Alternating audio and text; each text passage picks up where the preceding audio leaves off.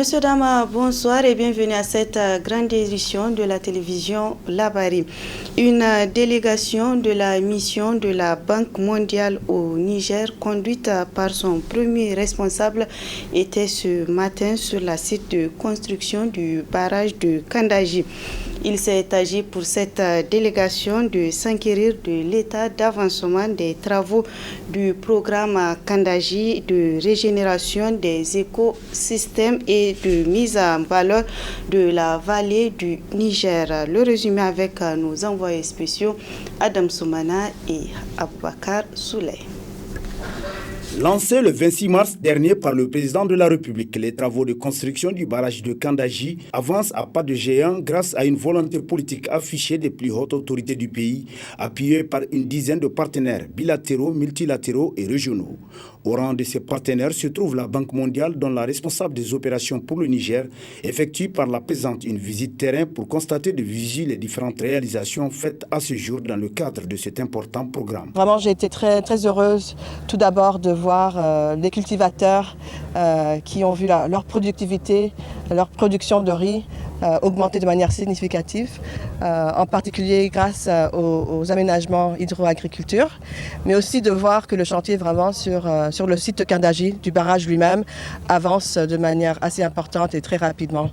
Donc je voudrais vraiment féliciter l'agence du barrage Kandaji, aussi bien que tous les techniciens qui travaillent avec eux, Tractabel, le CGC, la compagnie responsable pour la construction, parce que vraiment c'est un travail très important qui se fait.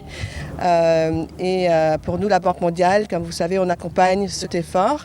Partout où elle est passée, la délégation a eu droit à d'amples explications sur les différents aspects de ce gigantesque chantier, dont le premier responsable de l'agence du barrage nous donne le taux d'exécution en date.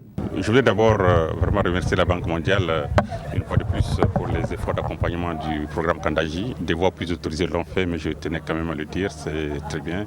Comme ils disent, ils viennent en mission d'appui technique à la mise en œuvre, donc vraiment pour appuyer la mise en œuvre du programme. Alors comme elle avait dit, vous avez vu que les travaux sont en cours. Les travaux sont en cours en ce qui concerne le barrage lui-même.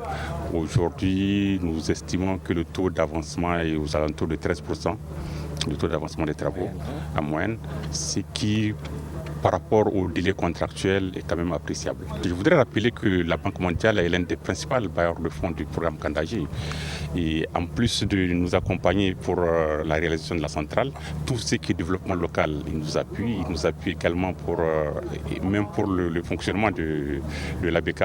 Également, j'ai parlé de la centrale, j'ai parlé du pôle de croissance, en tout cas l'irrigation, toutes les questions importantes de ce programme-là, j'allais dire que la Banque mondiale est l'un des principaux bailleurs de fonds du programme Kandaji. À noter que dans le cadre de l'amélioration de la sécurité alimentaire, un des objectifs visés à travers le programme Kandaji par le biais des aménagements hydro-agricoles, c'est un potentiel de 45 000 hectares de terres irrigables autour de la vallée du fleuve.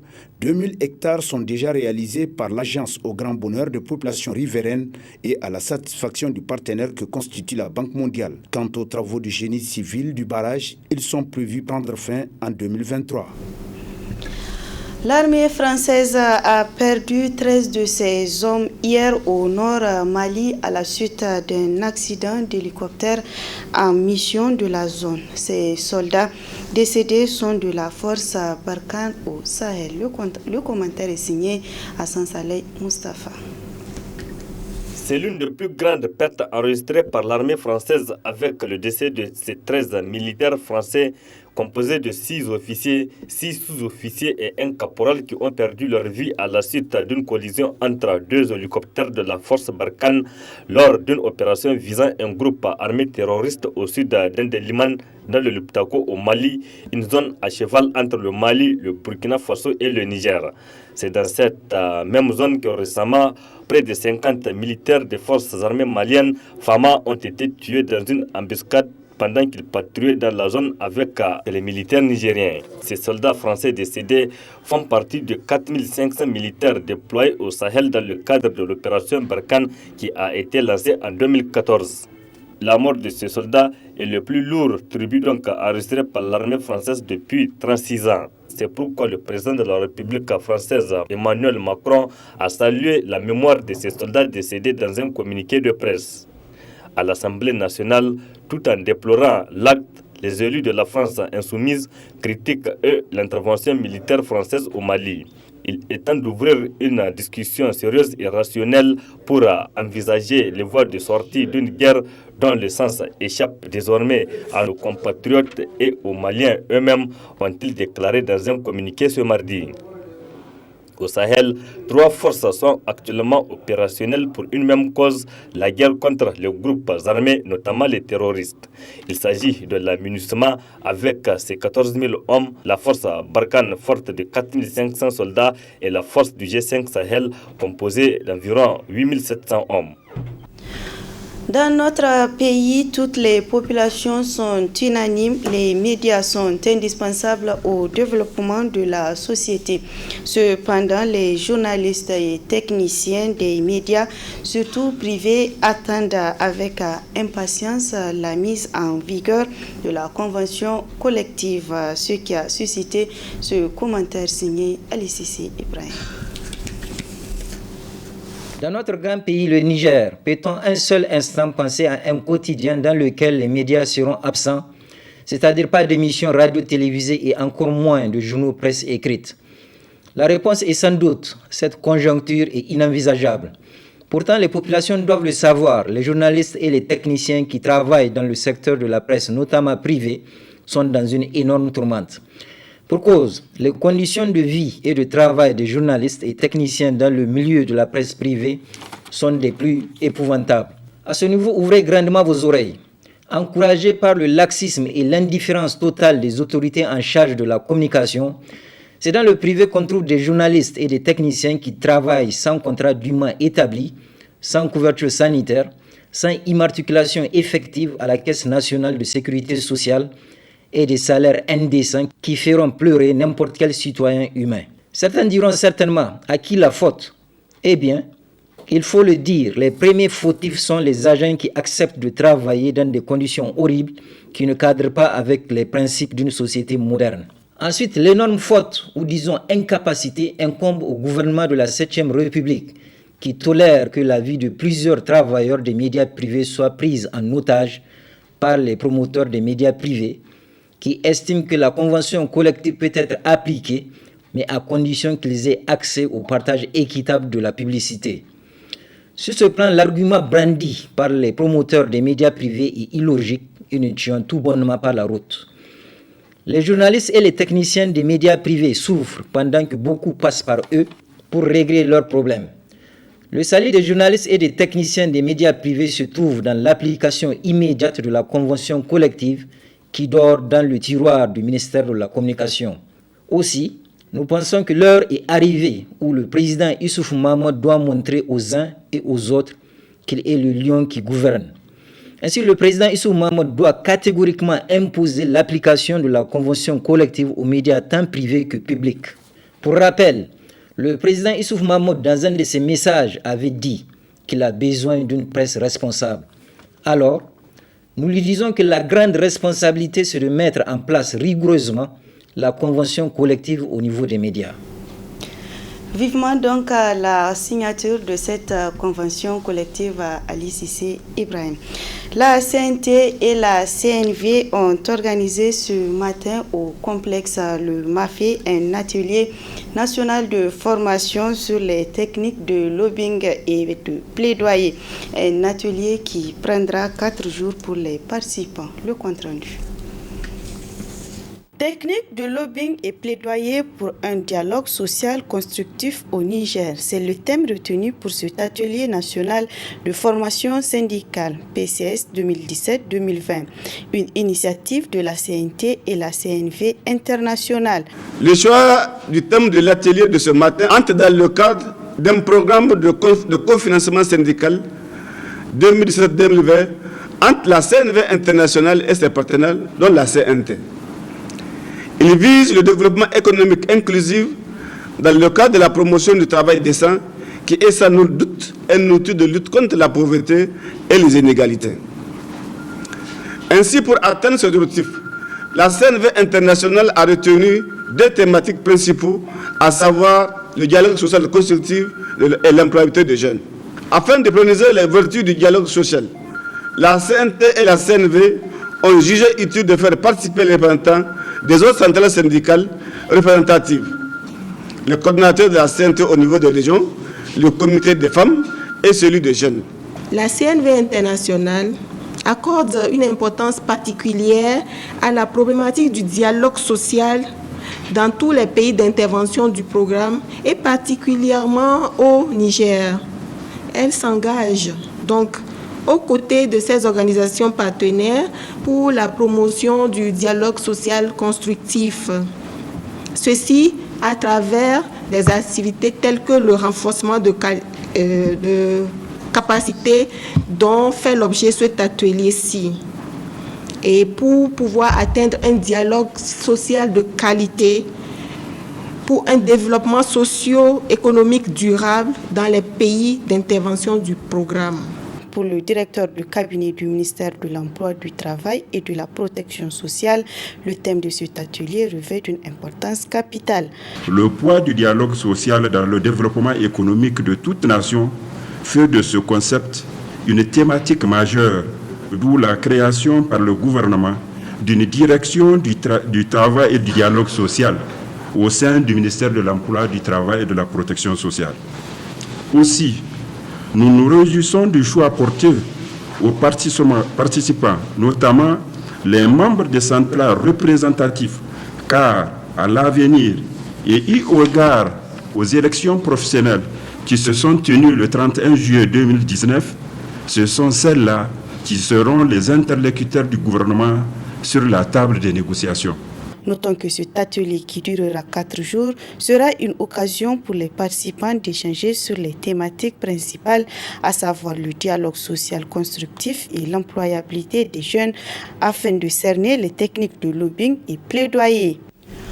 Ouverture ce matin à Africa Hall de Niamey d'un atelier de formation sur la réglementation en matière de transport, transit et douane des marchandises à destination du Niger. L'atelier est organisé par le Conseil nigérien des utilisateurs des transports publics CNUT. Le compte-rendu est signé Nafisa Zakou et Ibrahim Abdou. Le transport est un facteur essentiel de production qui a un impact sur la compétitivité des industries et des échanges internationaux. C'est dans ce but que se tient cet atelier de formation sur la réglementation en matière de transport, transit et douane des marchandises à destination du Niger.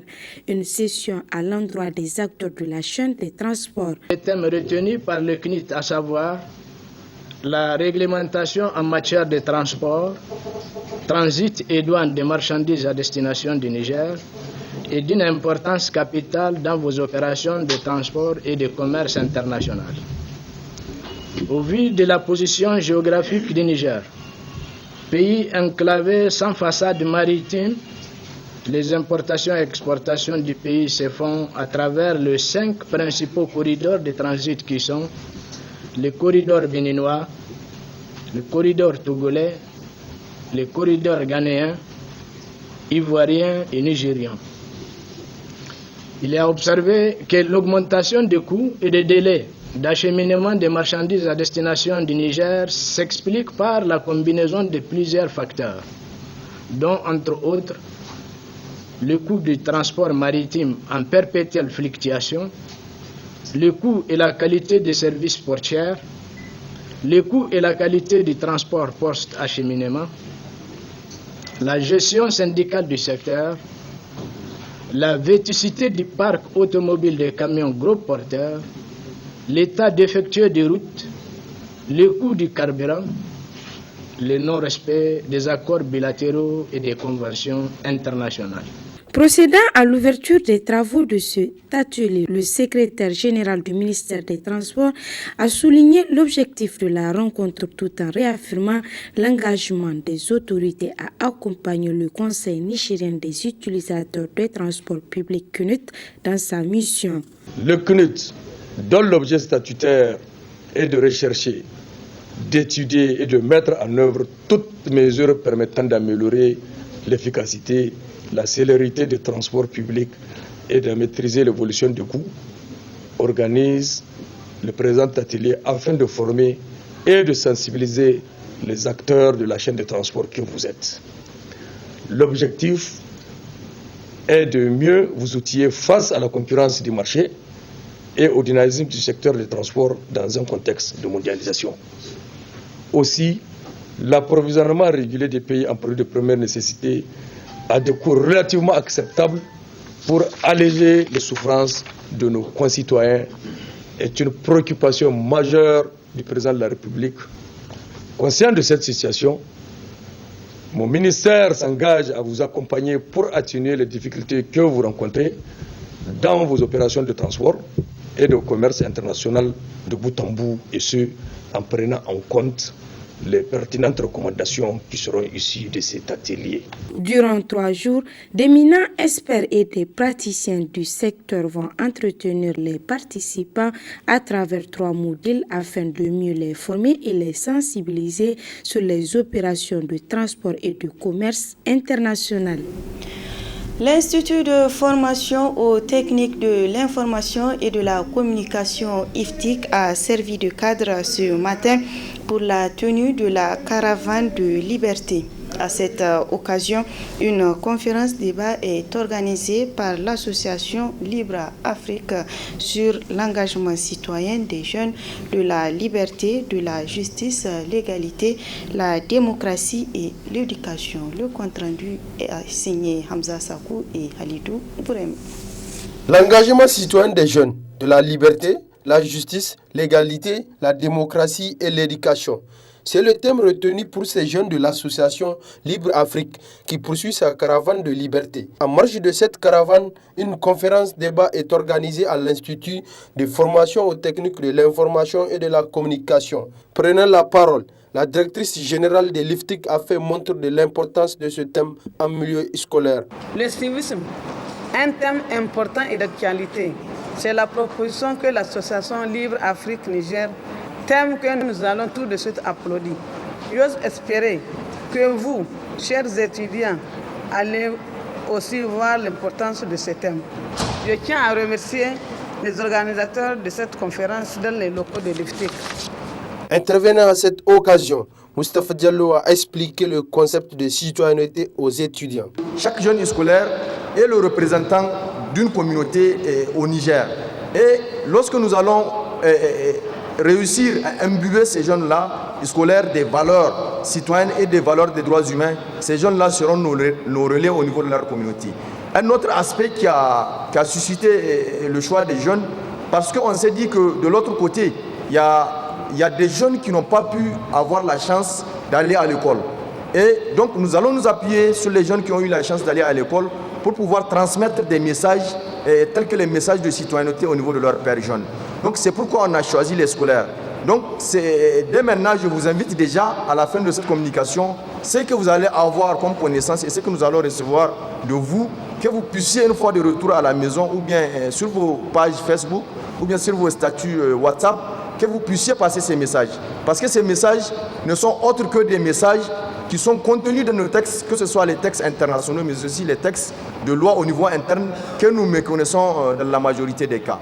Ce qui m'amène à définir le concept de citoyenneté responsable. Généralement, quand on parle de citoyenneté, ça renvoie généralement du point de vue politique. Ça renvoie généralement à ce lien de rattachement qu'une personne a vis-à-vis d'un pays. Si on dit celui-là c'est un citoyen nigérien, ça veut dire qu'il a la nationalité nigérienne, vice-versa. Mais nous, le concept, pourquoi on a choisi le concept de la citoyenneté responsable? C'est parce que dans le contenu, pour que vous soyez un citoyen responsable, dans un premier temps, il va falloir d'abord que vous connaissiez vos droits et vos devoirs, mais aussi connaître les voies et moyens pour pouvoir exercer ces droits. Enfin, les jeunes ont le devoir de cultiver les valeurs démocratiques nécessaires au renforcement d'une citoyenneté responsable. Voilà, messieurs, dames, c'est ainsi que se referme cette grande édition. Merci à vous de l'avoir suivi et restez fidèles en compagnie des programmes de la télévision La Bari.